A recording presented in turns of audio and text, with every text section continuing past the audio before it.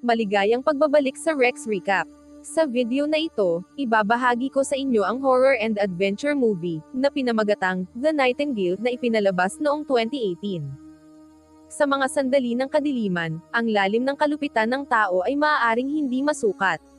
Si Claire Carroll ay dumanas ng isang kakilakilabot na pang-aabuso sa harap ng kanyang asawang si Aiden at nasaksihan niya ang malupit na pagpaslang sa kanyang buong pamilya.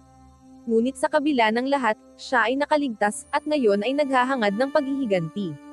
Ang kwento ay nagaganap sa Tasmania noong 1825 sa magulong panahong tinatawag na Black War.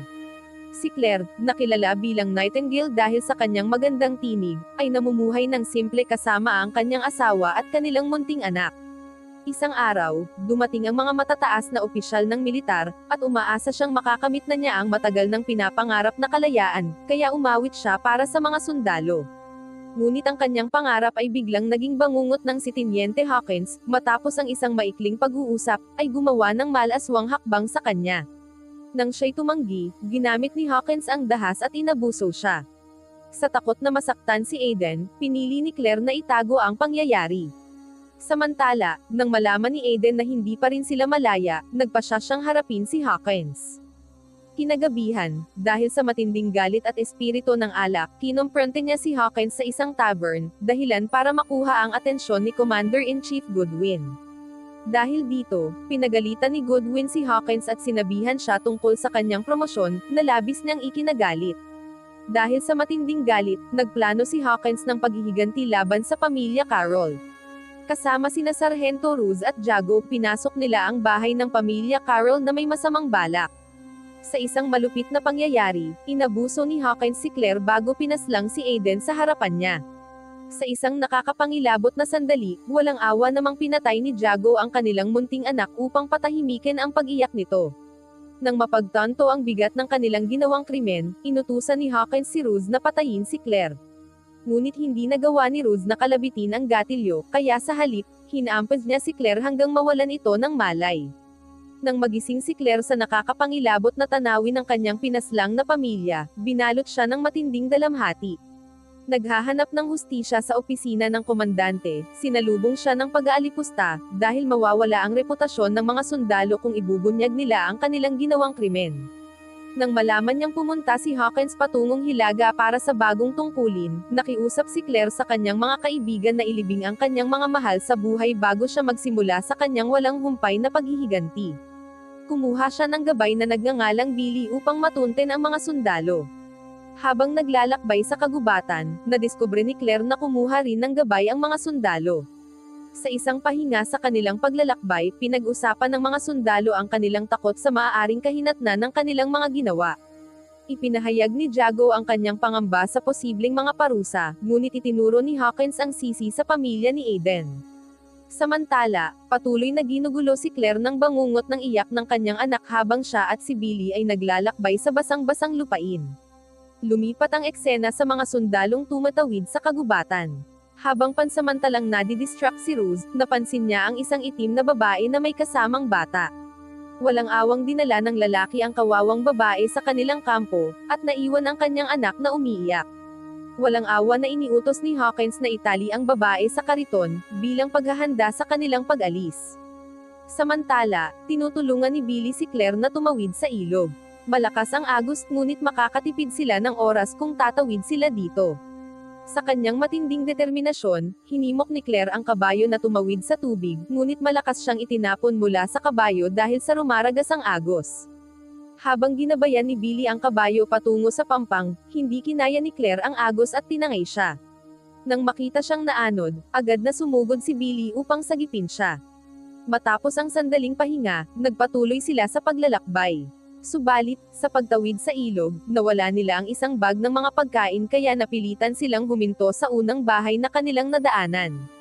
Dahil sa matinding gutom, napilitan silang magnakaw ng pagkain at muntik na silang mapatay ng may-ari ng bahay. Pagsapit ng gabi, habang naghahanda silang magpahinga, napansin ni Claire ang isang hindi pamilyar na lalaki, na tuwang-tuwa nang makakita ng magandang babae sa gitna ng kagubatan. Agad niyang tinawag ang kanyang mga kasama upang pagsamantalahan si Claire, ngunit mabilis na pinabagsak ni Billy ang lalaki. Agad silang tumakas upang maiwasan ang mas malaking panganib. Samantala, nagpakasawa si Hawkins sa kanyang makamundong pagnanasa sa isang bihag na babae. Matapos itong ibigay kay Rose, nakipag-usap siya kay Eddie, isang batang nawalan ng magulang at kumakapit sa anumang pagkakataon upang maging kapaki-pakinabang sa hukbo para sa kanyang kaligtasan. Kinabukasan, nagising si Claire at nakita niyang gumagawa si Billy ng sibat para sa pangangaso. Sa sandaling iyon, marahas na sinalakay ang grupo ni Hawkins ng mga lalaking may maitim na balat na naghahangad ng paghihiganti para sa isa nilang kasamahang bunihag. Sa gitna ng kaguluhan, isa sa mga tauhan ni Hawkins ang brutal na pinatay, at si Jago naman ay nagtamo ng matinding sugat sa kanyang binti. Sa isang nakakakilabot na pagpapakita ng kapangyarihan, walang awang pinatay ni Hawkins ang isang babae bago pa makapag-react ang kanyang mga kasamahan, na nag-iwan sa kanila ng matinding pagkabigla at dalamhati. Sa gitna ng kaguluhan, mabilis na tumakas ang mga sundalo patungo sa kagubatan, habang nahihirapan si Jago sa pagtakas at tumatakbo siya ng walang direksyon. Sugatan at takot na takot, gumapang siya sa gubat hanggang sa makita niya ang ilang tao at sumigaw ng tulong. Ngunit nang mapansin niyang isa sa kanila ay ang ina ng batang pinaslang niya, mabilis siyang tumakbo sa takot. Hiniling ni Claire kay Billy na alagaan ang kabayo habang hahabulin niya si Jago. Nang maabutan niya ito, agad siyang nagpaputok ng baril nang walang pag-aalinlangan. Nakiusap si Jago na patawarin siya habang nagkaroon ng problema ang kanyang baril, ngunit ang galit ni Claire ay nagbigay sa kanya ng matinding puot. Sinugod niya ang pumatay sa kanyang anak, sinuntok ito ng walang humpay.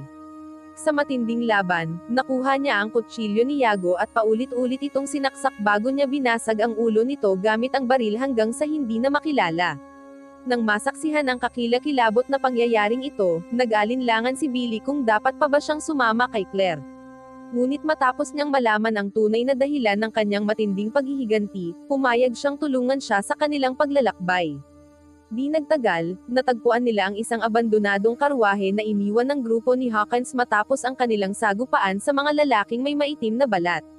Habang iniinspeksyon ni Billy ang lugar, sinubukan niyang balaan si Claire, ngunit nanatiling matibay ang kanyang paninindigan. Nagising si Claire mula sa isa na namang bangungot at biglang nakaramdam ng matinding pananakit sa dibdib. Bilang isang nagpapasusong ina, batid niyang wala nang mapagdaluyan ang kanyang gatas. Dahil sa matinding pagod, nawalan siya ng malay at nahulog sa isang bangin.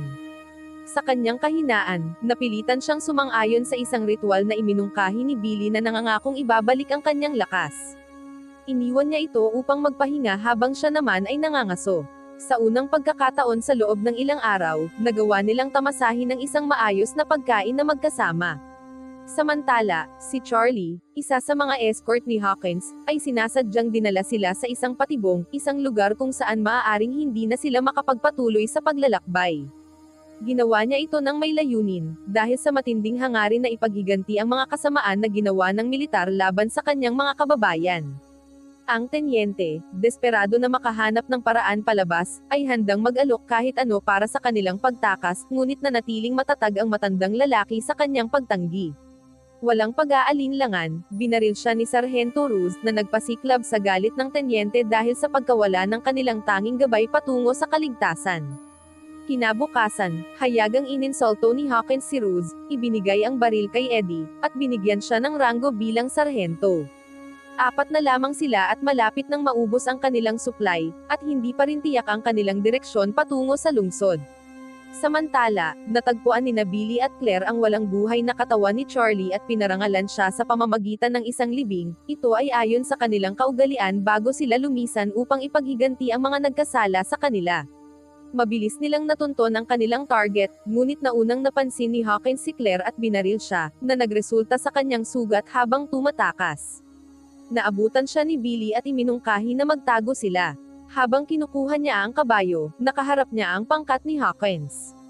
Pinahirapan siya ng mga sundalo at pinilit siya na gabayan sila patungo sa lungsod.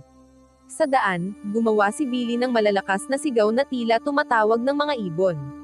Sa katunayan, ito ay isang senyales para kay Claire upang tulungan siyang makalusot sa mapanganib na daanan.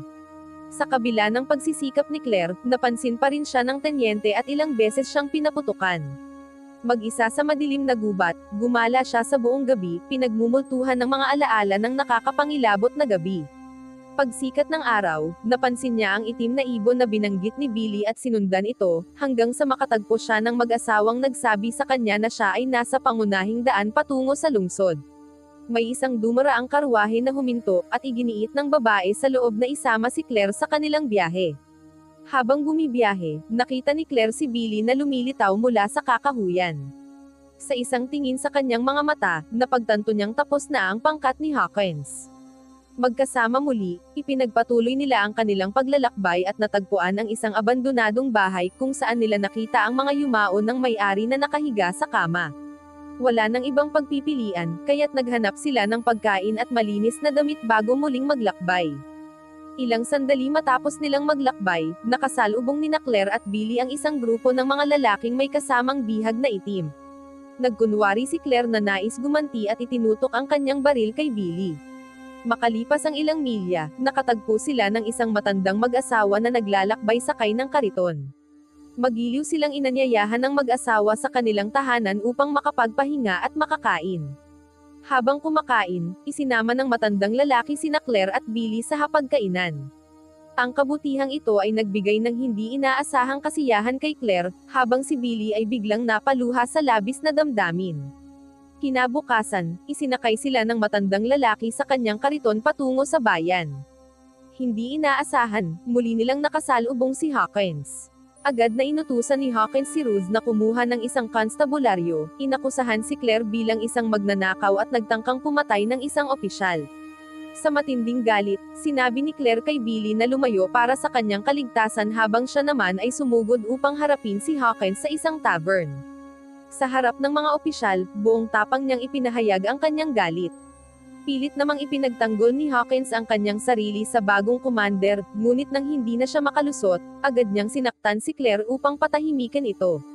Sa halip na umurong, matapang siyang tumitig kay Hawkins at inawit ang isang madamdaming himig, isang awitin na puno ng sakit at hinanakit. Nang matapos siya, tahimik siyang lumakad palayo. Hinintay siya ni Billy sa labas at tinulungan siyang sumakay sa kabayo. Magkasama silang tumakas palabas ng bayan. Nang gabing iyon, nagising si Claire na mag-isa at nagpas siyang bumalik sa lungsod. Doon, nakita niya si Billy, na may mga guhit na pangtribo sa kanyang katawan, habang tahimik na pumapasok sa silid ni Hawkins. Walang pag-aalinlangan, pinatay niya si Hawkins. Nagising si Ruth sa kaguluhan at agad na nagpaputok kay Billy. Sa kabila ng kanyang sugat, nagawa pa rin ni Billy na patayin si Ruth bago siya tuluyang bumagsak. Pagsapit ng bukang liwayway, magkasamang pumunta sina Claire at Billy sa dalampasigan.